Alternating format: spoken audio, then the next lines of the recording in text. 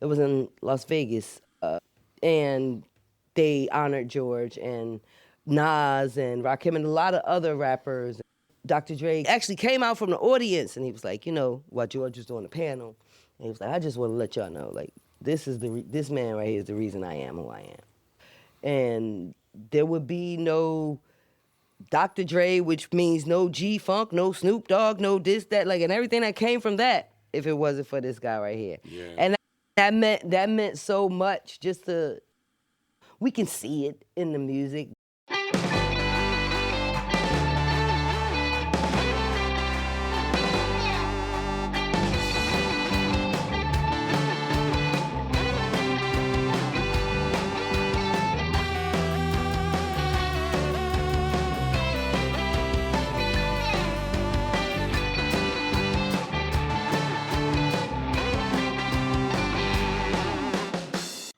Welcome to Overeducated and Underemployed. We got a great show this week. Shonda Clinton from Parliament Funkadelic, she's a vocalist and the tour manager for Parliament Funkadelic, dropped by to talk about the P-Funk Festival. Let's take it to the stage.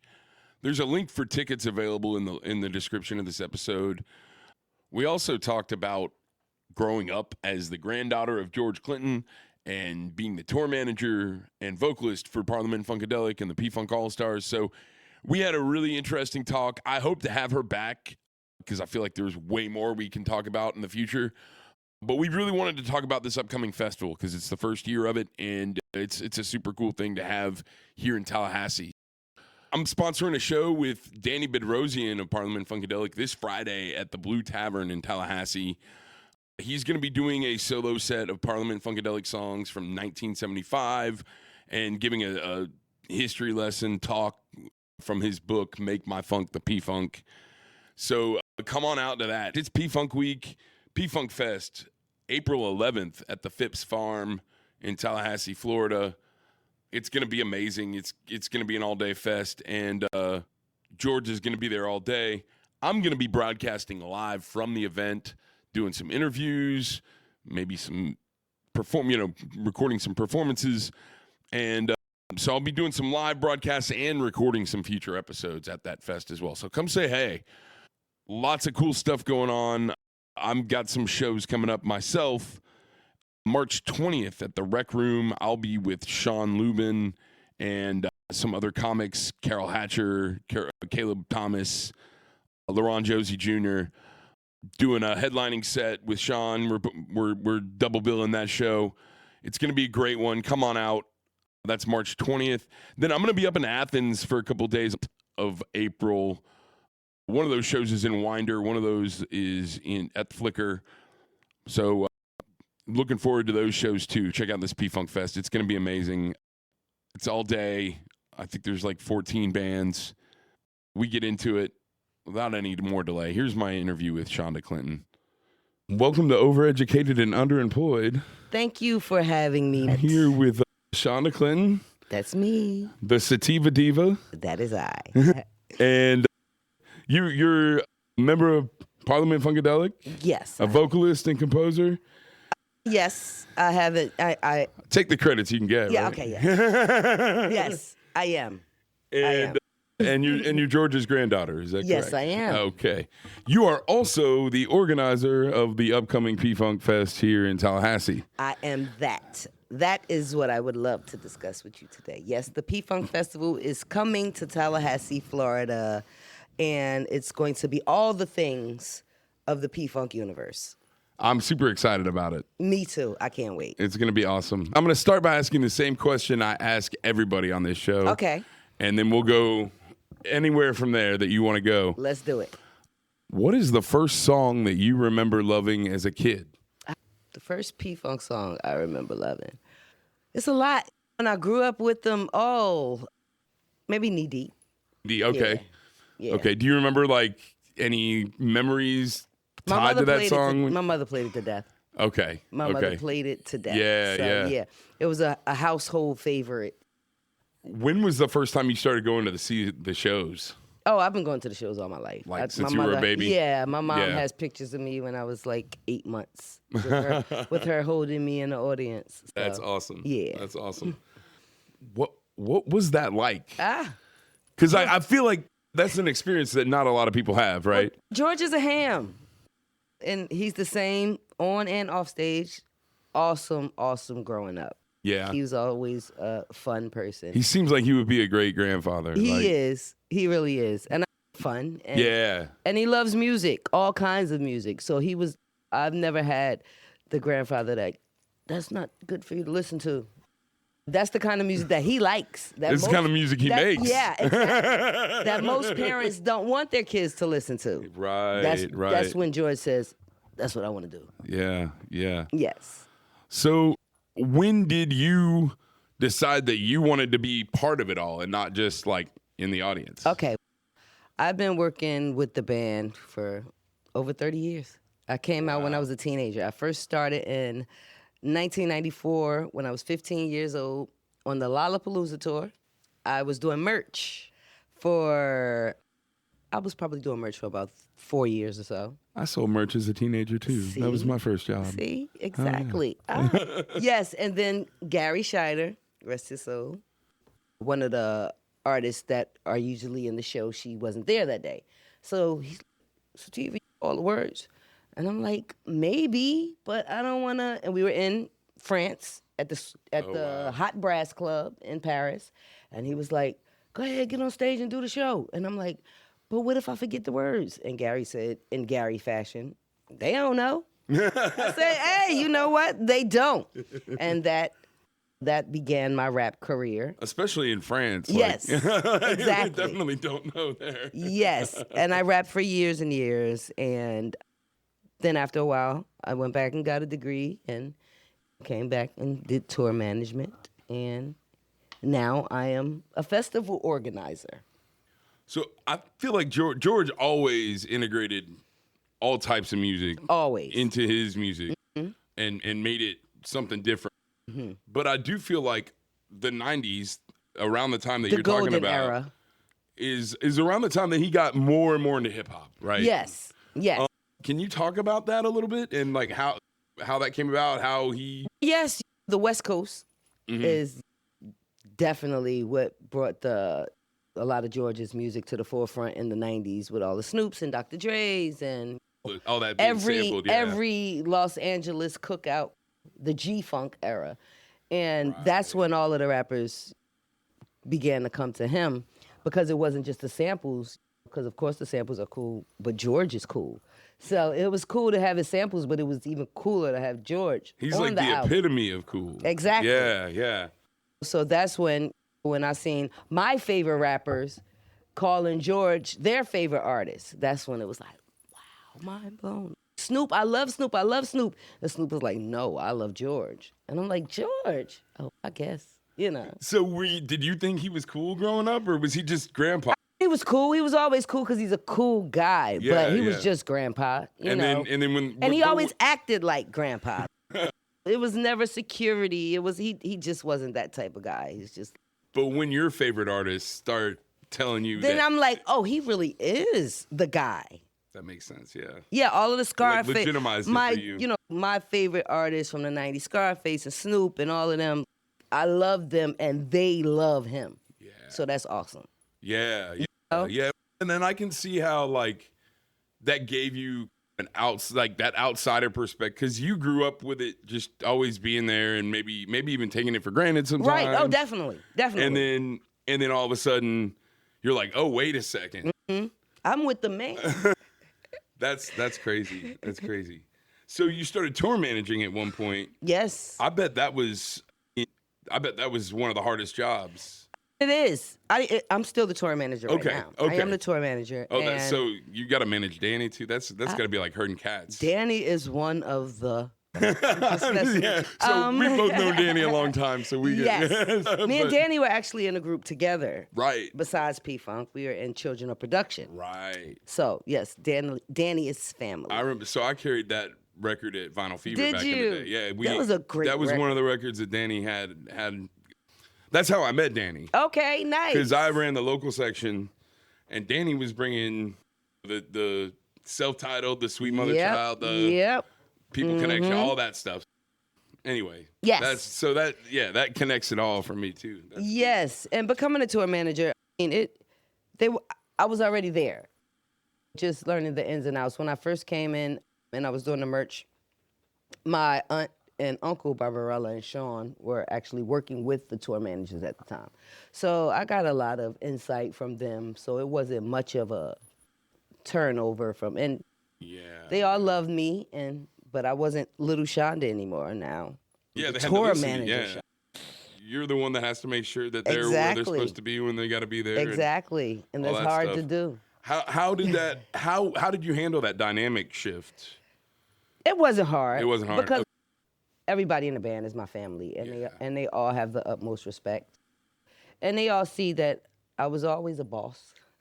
So it wasn't far-fetched for them to see, and I'm cool. I try to be. Yeah.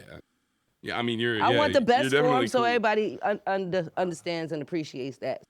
Right. It doesn't seem like I'm being bossy if the end result is helping us all. Yeah. And sometimes people need to get a kick in the ass. Definitely, for sure. So, how has that job changed over the years? I can think of a bunch of things that categorically that have changed, whether it's the technology and the way that you book things, to the costs that are involved and the insurance and everything. What are some of the biggest challenges you faced over the years that have changed? With being involved in the whole industry over the last 30 years, everything has changed. The way people listen to music, the way they buy music, the way they record music. The way artists make music, exactly, too. And the way artists make money, and the way everybody makes money, and the cost of things. It's all relative. But the one thing that's the constant and will always be the constant is live music. It's going to be there. We can have all of the AI and everything, but getting on that stage is different. And that's something that P-Funk has mastered. I've seen at least a dozen P-Funk shows over the years. Probably 20 or mastered, more. And this isn't with a lot of artists. Majority of artists tour when they have an album, or a hit album, or something they're trying to produce. I've been in a band over 30 years, and we've been on tour every year for the last 30 years. Yeah. And that's only 30 years for me. They've been on tour since Atomic. I think 50 years before that. Yeah. I think the only time he took a break, it might have been a couple of years in the early 80s or something. He doesn't stop. And even then, it seems like that was when he was starting to get more into doing film cameos. Exactly. That's when PCU and I love House that movie. Party. That may have been my first exposure to George. And you know PCU. what's so cool? And that's what's so cool about George. Is how he completely reinvents himself over and over. And Harriet the Spy. Yeah. And I meet so many people, and it was Good Burger. Good Burger. Good Burger. And I was gonna say, like, throughout the eras, he completely reinvents himself, is what I'm saying. Yeah, so, like from PCU and what was that, the early 90s? 94, I think it was. Yeah, 94. Yeah. And I think House Party was a little later than that. Yeah, and I think PCU is one of those movies it's like more relevant now than it was. It's a cult classic. It really is. It's one of those. I love that movie. And so those were the early 90s, but then you had the 2000s when he did Good Burger. So he's complete. And so I was a kid when that came out. So yes, that was and you have all of these generations that are being reintroduced to him over and over again. And then just look at it as right now, he just did Trolls.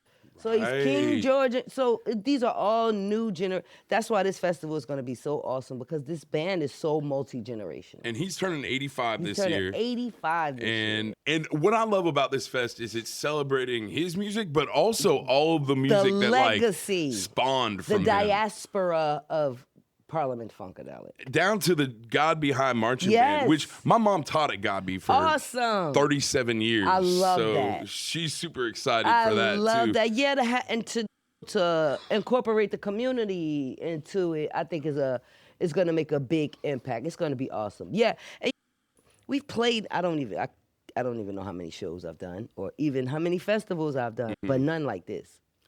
Yeah. None. Like, where's all P-Funk all day. Can you tell me about what was the original inspiration to do it? Is it something you've been wanting to do for a long time? Yes, or? it is something I've been wanting to do for a very, very long time. I've been talking about it for years and beating the band members in the head.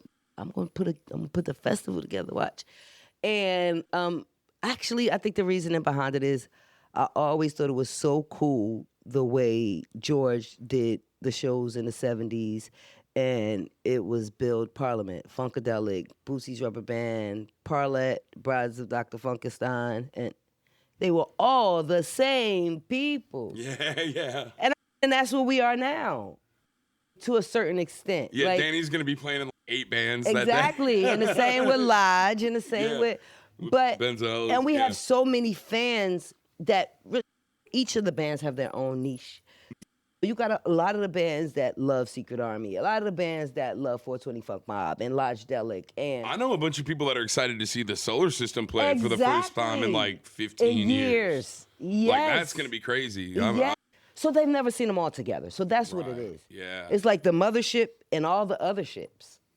I think that's what makes it different. And with this, our fans are like family. They've been fans for longer than I've been alive.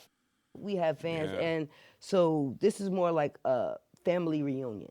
I look online and I see the different advertisement for the festival, and I see some fans like a lady that's in LA and somebody that's in New Jersey, and they've been Facebook friends for 15 years, but they're like, I can't wait until we get to Tallahassee and have a drink and hug each other at the festival. I've never heard that sentence before. I can't. I'm sorry. Funk will That's do my that. hometown. I can. Well, P-Funk will bring the people to Tallahassee. I'm excited for that. Like, that's we never get any. We get like 1 or 2 cool things a year. Like, Word of South is always Word of cool. South is awesome. And it's gotten like substantially better over the years too, and it just keeps getting better. And most of the time, stuff like that gets like, when it's not cool, or like the things that happen to make things, it's usually because of like neighbors complaining about noise. Right. How have you navigated all of that sort of thing in putting this festival together? At Phipps Farm, which is the address is 4300 North Meridian, where the festival will be. It's actually private property. Right. So there's that aspect. But we've definitely tried to navigate and make sure, even with it being private property, to make sure everything is going to be great for the event. Yeah. Working with a civil planner and just making sure we have everything covered in all the areas. Yeah. And making sure people are able to enjoy themselves, and where it's located is not many neighbors. Yeah, So yeah. that's a great thing. So it's not going to be. And they all get passes. So. Exactly. We've already established that. That's what good neighbors do. When you throw a party, you just invite the neighbors to the party. Yes, they get a pass. We're inviting all the neighbors, and that's the cool thing, and it's a beautiful, beautiful piece of land. Yeah, it's gorgeous. It's going to be I love awesome. going hiking out there. Yeah, and I can't wait to see all the fun. In that area, that property itself. Yes. That the fest is on. I don't think I've been to, but there's a park up there. Yes, that's public. that's also their property up in there. Yeah, too. so it's going to be awesome. I can't wait to see all the funk fans with the P-Funk signs in the air, all excited and happy. It's going to be awesome.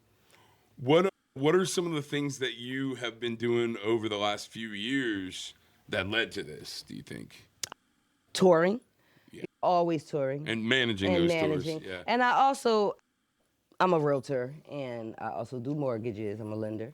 So just more so than anything, I think just trying to uphold this legacy of George's and the whole P-Funk overall. That is what led me to it, because luckily, right now where we are, George is really getting his flowers from across the board through the industry. The Walk of Fame and the Grammy, the Lifetime Achievement Award. Actually, right now, Maggot Brain has been inducted into the Grammy Museum, the album Maggot Brain. That's my favorite. Me too. That's my Me favorite. too. I think that's actually my favorite P-Funk song. Yeah. Maggot Brain, yes. Yeah. All of the accolades that he's getting right now, I think is awesome. And it also brought me to where I am now, thinking that everybody should be a part of it.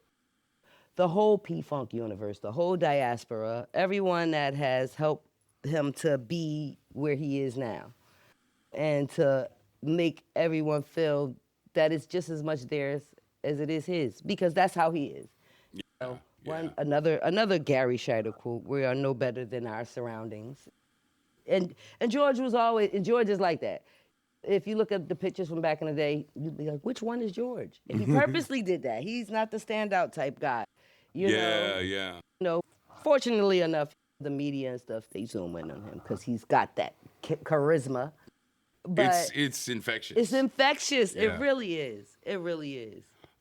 One thing that you mentioned earlier that kind of struck me to something I think that's helped George like preserve his legacy. Somebody, and I could be totally wrong about this, but I've heard that Kendrick Lamar reached out to George and was like part of him restoring, like, all right, I got to really protect my legacy and make sure that that might have been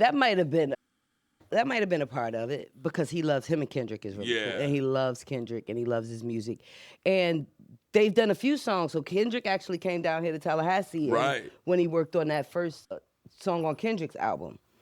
So yeah, that definitely might. So I just saw this like parallel between back in the day, your favorite rappers like really looking up to him, and then that kind of being like part of. I feel like I don't want to say like a comeback, but I feel like him really like coming back out, and protecting his legacy, restoring, and like putting this like all the things you're talking about, the Walk of Fame, being in another movie, and all of the more, things that us as the family, his family, and the P-Funk family, just all of the things that we are trying to do to celebrate the P-Funk universe. You know, the festival and. Those Word of South shows were beautiful. Those are too. Awesome. Yeah. Those are really, really cool. That one last year was really spectacular. Yeah. I really enjoyed it. Yeah. And the one before that was really good too, but it got cut short. Yes. So I was really happy that they were like, all right, take the main stage. Yes. And there's going to be some involvement with Word of South this year too. I know there's going to be like a Secret Army show at least. Oh, definitely Secret Army's. And I'm not sure if there's is there a P-Funk show as part of Word of South this year? Or? I'm not sure. Okay. I'm not. Then you'll have to come to P-Funk Fest to see it. That's what you will have to see. We will let you know at the P-Funk Fest. There you go. For sure. There you go. Tell me more about what all is going to be going on in the P-Funk Fest. I know there's 14 bands, 15 bands? To say the least, yes. We have, it's going to be 12 hours of fun and funk. It's going to be the perfect time of year, like the weather. Awesome. The weather should be awesome. We're going to have vendors and food and crafts, and it's all ages. We're looking into a silent disco with the God Be Marching Band. That we're going to do a ribbon cutting because this is the first inaugural, and it will happen every year. Nice. The marching band, high school marching band, art installations, as well as different activations from our different sponsors that are going to be there. We're looking to have a component of all the archive things that he's done, like all the different works and stuff. Yeah, yeah. But yeah, he's an artist, definitely to put a spotlight on his art. But all of the different bands, 420 Funk Mob, Tallahassee's own Kendra Foster. Oh, yeah, I love Kendra. Yes, that's my sister. Oh, hell. 420 Funk Mob, Funkadelic, Simma Funk is going to sit in. Norwood Fisher is going to sit in, as well as a lot of other special guests. So we're not going to announce everything. You got to come to see. It's going to be fantastic. It's going to be awesome. It's going to be awesome. And as well as 3GP, which are all of the younger third generation of Parliament. We have Peso Paid. He's from here in Tallahassee. 13 is from Tallahassee. Solar System mentioned earlier. Solar System is here from Tallahassee. Pharaohs of Funk. Oh, yeah. Pharaohs of Funk is they great. Will be there. Yeah, it's going to be great. Star Child Jr., God's Weapon, and so many more. We're going to have a lot of pop-ups and special guests and things like that. It's going to be awesome. What are some of the biggest like challenges, or maybe something unexpected that came up that's when coming organizing? up with this? Oh, it's a lot. I'm sure there's a laundry list of things that just scaling it So it makes sense for us for the first one. Yeah. Because more so than anything, I want it to be a celebration. I want it to be intimate. I want the fans to feel like they're a part of something special. You go from this big thing, okay, let's have 3 days and 5 stages and do we really want to even try to do that right now? Let's let it organically grow. But Well, especially when there's one, so many of the same musicians, it makes it easier to you have things backlined on stage. Exactly. You have so So many I of the think that's same great for this first equipment one, for the setups, foundation yeah. of it. I think it will. I think it will take legs. And then you don't have to pick who you go watch. Like Hello? as a fan of festivals, my biggest frustration is choosing which one you want to watch at one time. And that was the one thing. Like even as we do grow and we have 2 and 3 stages and things, I don't want you to miss one band to see the other. So anytime we have our shows, it will definitely be staggered time so you can get a chance to see all, because everybody deserves a chance to be seen, especially when we're doing it. This is the family, the P-Funk family. We don't want you to have to choose which one that you're going to watch. Right. Well, and plus some of them would have to, the scheduling would be a nightmare, Exactly. I feel like, too. Right. Yes. You would need like the craziest Venn diagram or the Excel spreadsheet. Exactly. To make it make sense. You guys have played a ton of festivals over the years, too. Tons. Really, really big ones. What are some of the things that you think you learned by playing festivals that you've put into organizing festivals? One thing I learned is not to be the fire festival. But like remote locations are always that's wishy-washy. Yeah. I've learned that it's a lot of moving parts so, to make it make sense, because you can get overwhelmed with the ideas of things. Making it make sense where it doesn't fall through, or now what are we going to do with this, and then with us doing it ourselves, this is not Live Nation or any big promoters or anything. This is the family that's putting it together. So a lot of people, that's a selling point, right? In not being Live Nation or something like it, because but that's also not having Live Nation money also. Yeah, that's true. That's the engine behind that. Yeah. It's just coming from another level of promotions, So I think that becomes a little difficult. Well, I think there's a reason that punk and funk rhyme. You always they run on the same budget. Yeah, I can agree with that. I definitely can agree with that for sure. And I mean that in a good, I like an innovative DIY creative way. Yes. And it's one of the things I love about both, and you see it in the art too. Yeah, you do. See in the art. The expression. There's like that kind of like almost like folk art kind of aspect of Parliament Funkadelic. I think that like when you look at the mothership, it looks like, like aliens actually built, but they had to use some scrap metal maybe here and there too. Exactly. But P-Funk is just different. P-Funk isn't just funk. Like no. It encompasses so many different things. It is hip hop and it's R&B and it's rock and it's jazz and it's blues and it's all of the things that, no other genre. Who says a rock band can't play? How about it? How about it? And George is just, and I just have such a respect for just his ear of everything. Like he loves everything, like all kinds of music. And that's what music does. Music moves and removes. Yeah. And I think about over the years, just as a fan of all of them, like the whole collective, the live shows are always like what it's been about. Even when you're like portraying it in a movie like PCU or something like that, it's always the live show. It's always the party. Yeah, the party. That's the party what it is. that goes all night and like ain't no party like a P-Funk party, because a P-Funk party don't stop. Your feet will fall off before they stop playing. Yeah. Yes, I remember doing a show at Tipitina's in New Orleans in the mid to late 90s. And this was actually, I think it was it might have been after Smoking Grooves, which was 1997. So we did, when we do festivals in P-Funk, This is how P-Funk does festivals.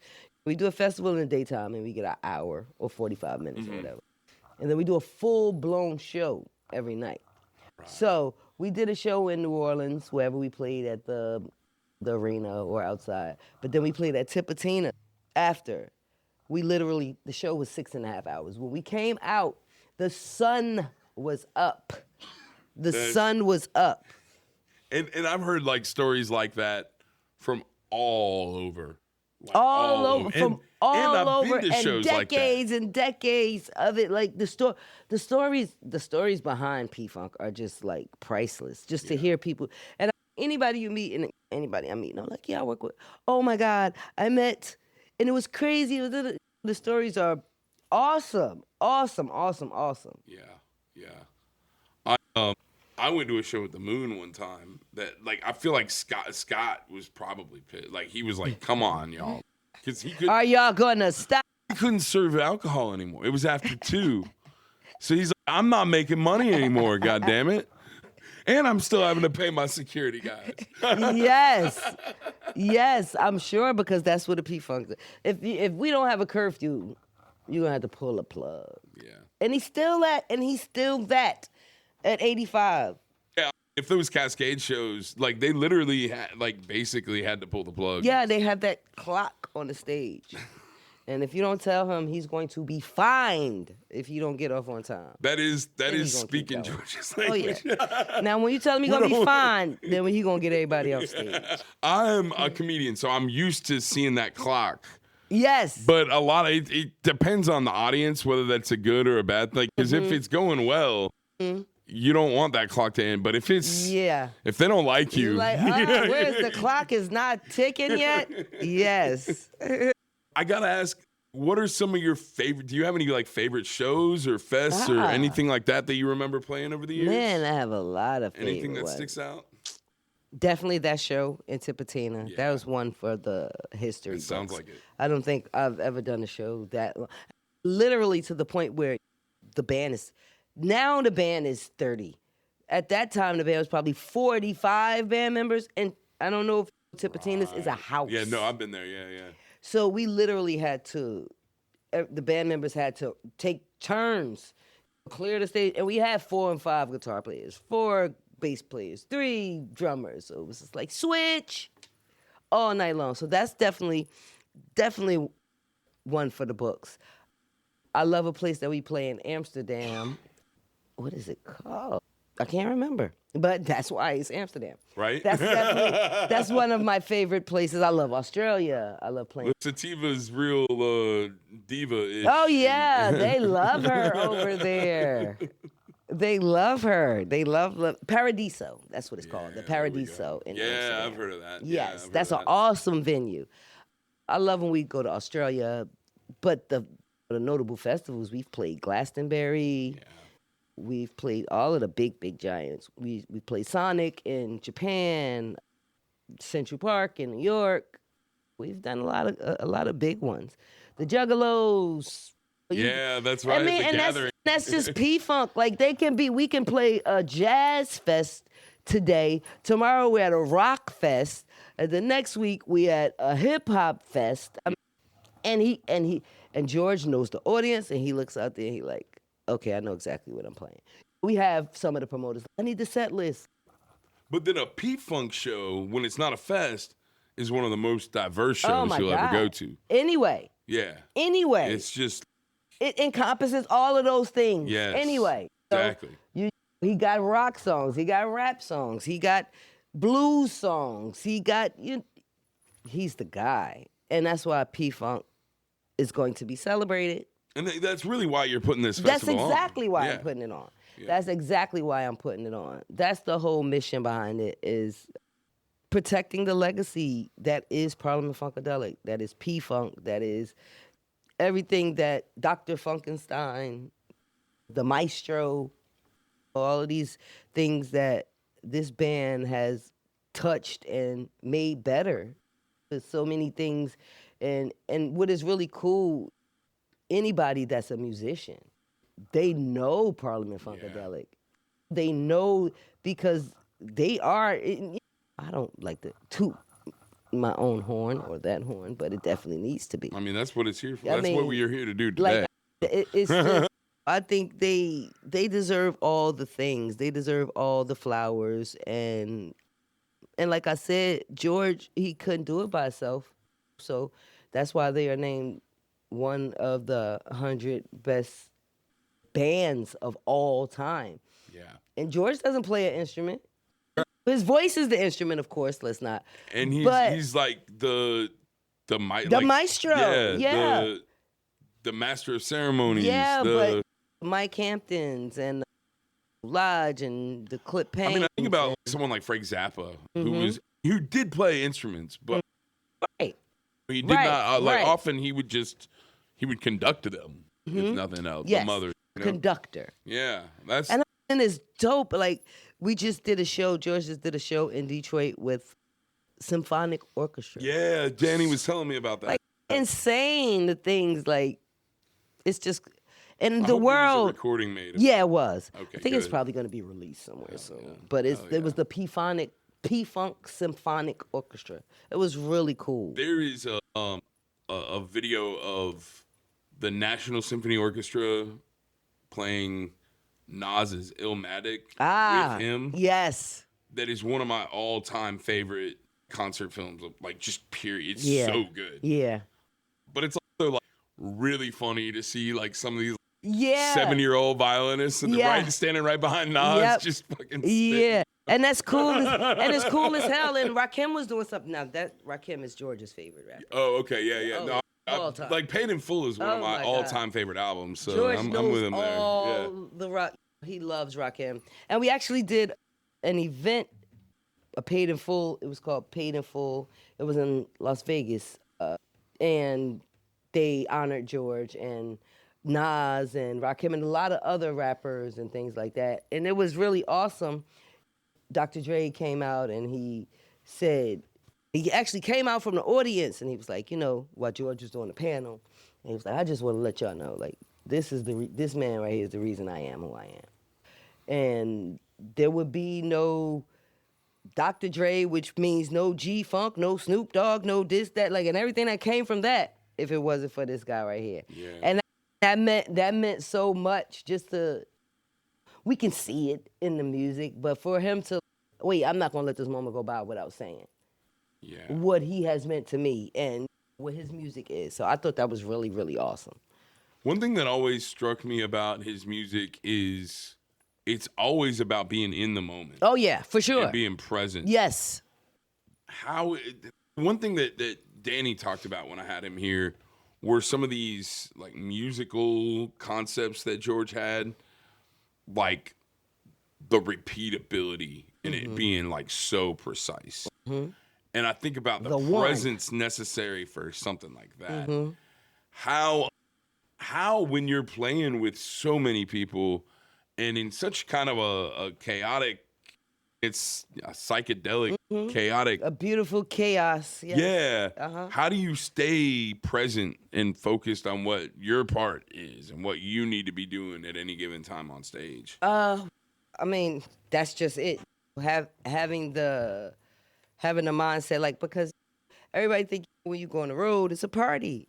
You're on tour, you're in these cities, and just understanding that I'm there for a job more so than anything. And I speak to people a lot, and they be like, oh, you're going to Los Angeles or New York City. Have you ever been here and here?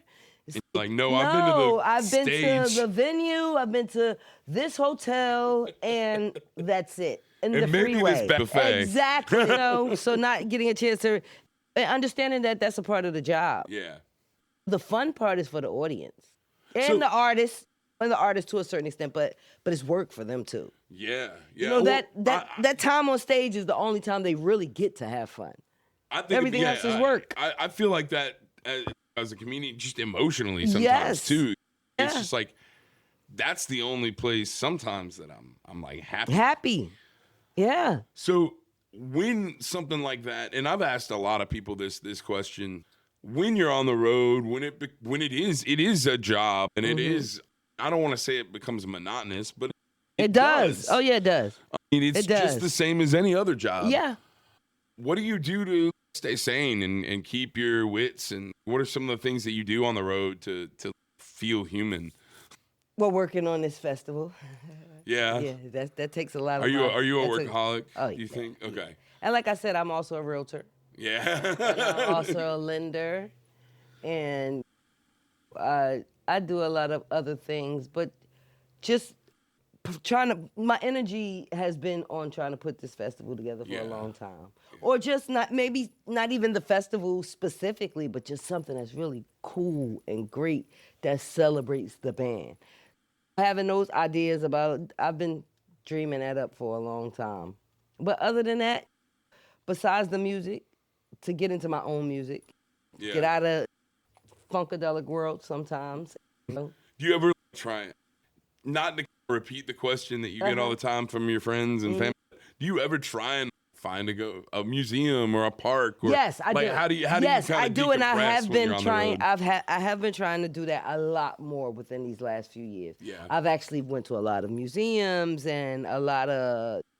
When I do have the time, I really am understanding as I'm getting older. I'm not 18 like I was before, and I've been to all of these places 50 times and never been anywhere. So it's, you know what? I'm not gonna go take a nap right now. Let's walk around for a while before the show starts. Or so I am actually trying to take in a lot more and experience a lot more when I am in town.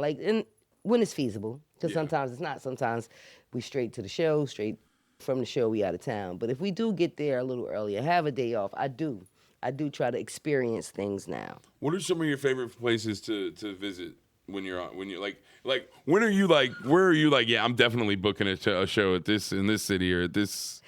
You know what? When we just went overseas this last time, we went to Southeast Asia, and we went to Singapore, Malaysia, Hawaii, Japan. So we actually, as a band, we went four-wheeler, we went dirt bike. We did some cool things on it, and we never usually do it. So I actually hey y'all, I went and made the plans. Team building exercises. Yeah. And it was really, really dope. We went on the boat in Hawaii, and as a band, and we don't usually do things like that because we usually don't have time. We were actually in Malaysia for a few days. So I went and looked it up, and I got it. Oh my God, it's awesome. It's awesome. Yeah. And we went and rode the ATVs, George, all of us. That's awesome. It was great. 85 years old. 85, right? Leading the pack. It was beautiful. But doing things like that, and like I said, trying to make time for it when we can. What is he looking forward to about this festival? Everything. I spoke to him last night, and I was just like, so Granddad, when you get there, because you headliner, you'll be there. Oh no, I'll be there all day. I'm going to be there. I'm going to be on everybody's set. That's what he said. So look forward to that. Oh, hell yeah. So don't miss some, because George already said, I'm going to be there all day. He's going to be dancing around with God be. He's that kind of guy. Hell yeah. Seriously. Yeah, he's very excited, though. He's really, really excited. And that makes me excited. All of the band members are happy, and they are it's something that we call our own. And I like the Juggalos. We played a lot. But I think this is, what they... they're the most perplexing group, but they seem like they're nothing but fun. Exactly. To be around. Yeah. Exactly. And that's another, when they go into their festival and playing at their festival, we need to do some shit like this. P-Funk is this. Why don't I'll we bring the Fago. That is what they... Yeah. Okay, yes. I just want to make sure. Yes, that's it.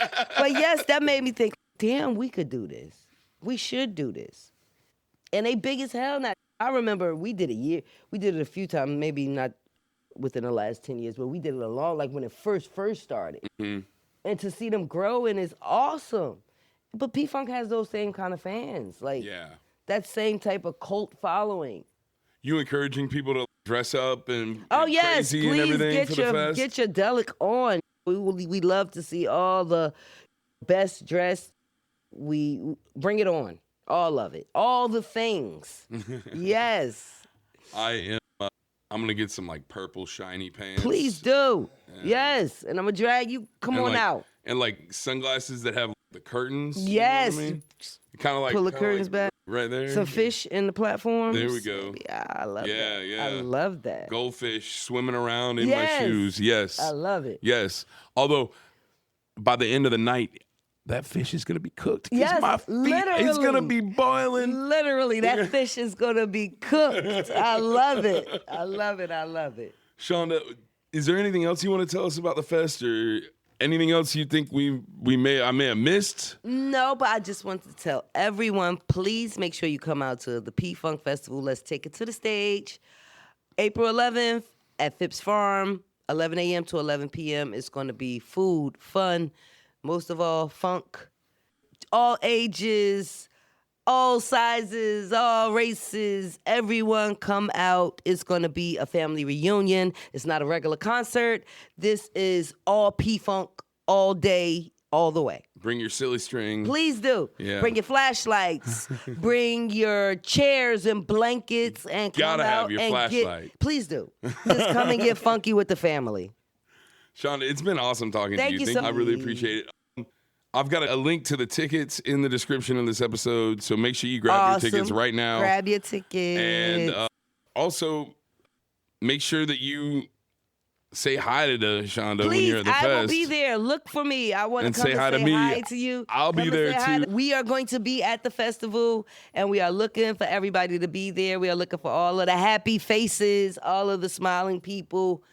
It's going to be great. Come dance with us. Come dance with us. I'm ready. Thank you so much. Thank you so much.